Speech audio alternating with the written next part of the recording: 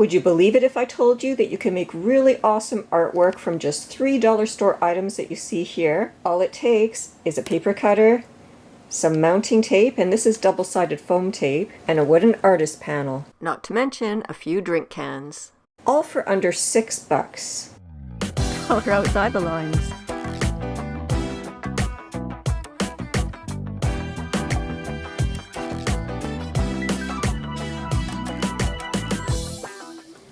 To start, I like to square up the edges of my piece of aluminum. So I'm just going to pop it in here. Stick around until the end of the video if you want to learn how to break down these cans. And I'm just going to look for a line on the side here that I can line it up with. And then I'll cut that off.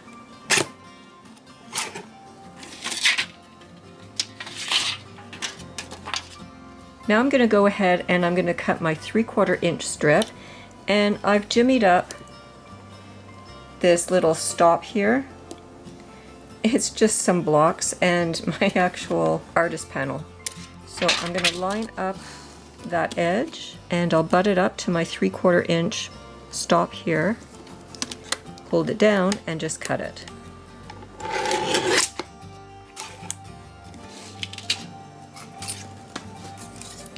And I've got my strip. So once I have that, I have to cut these into 2-inch increments, but for now, let's see what I have here. I want to cut this white off. So I'm going to cut up to 6 inches. That way I'll get 3 pieces out of this one strip. I'm just going to line it up with my 6-inch mark that I made earlier. Make sure it's straight and just cut that off. And this piece can go into, I've got just a yogurt container here. We'll recycle all the scraps from this project. Now that I have my 6-inch strip, I'm going to take my foam tape. So I'll just go ahead and I'll line it up at the top here. I'll flip it around. Make sure that's well seated, and then I'm going to lay it down, and then I'm just going to roll it out. Make sure if it's just a touch wider that you're staying in the center. You don't want to go over. Now that it's on, you'll just simply take your scissors and cut it off at the end.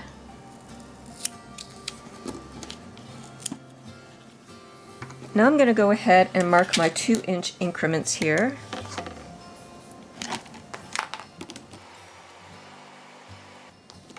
Put it back into the cutter, and again you just want to make sure that you've got it squared before you cut it. That looks good.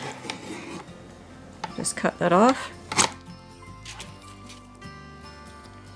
Pop the next one in. Again, we're cutting at the 2-inch mark. Make sure you're square.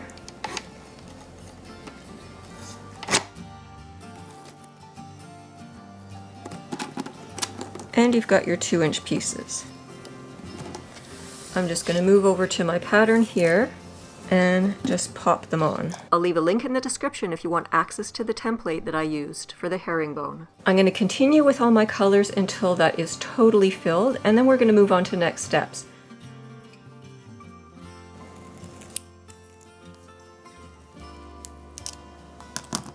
I should mention that this will gum up your scissors, so you'll have to clean it after use.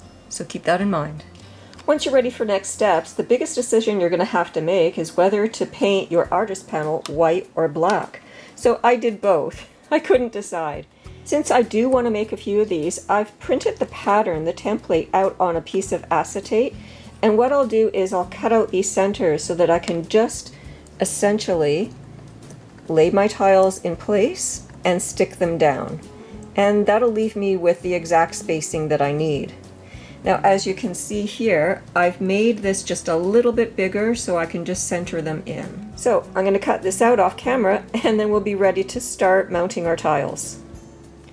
You might not be able to see the template because it's clear, but it is on there, and I've just placed everything where I want it.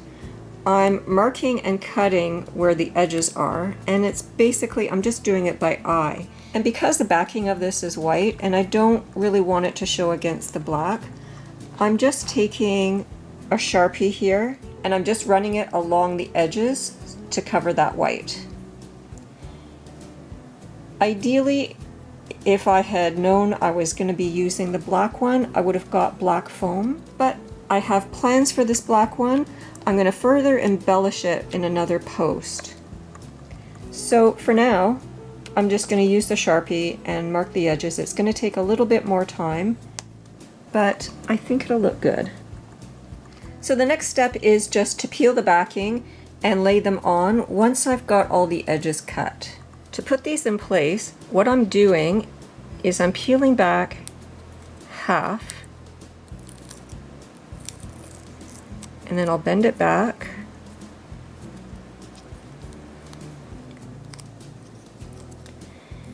and then I'm going to place it on the board,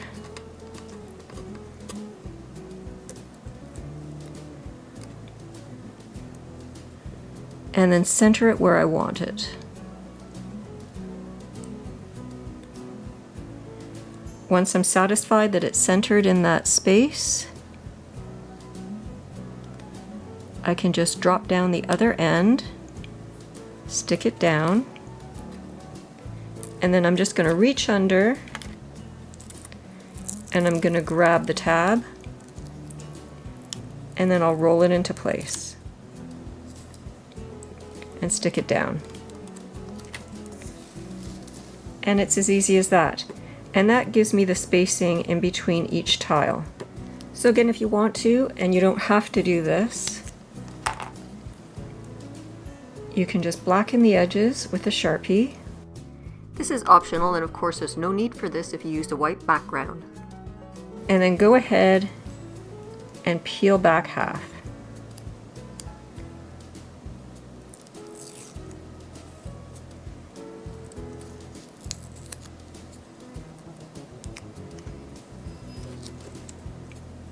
Put it in place. Make sure it's centered where you'd like it. And it can be slippery. And then just gently drop it so it sticks. Reach under.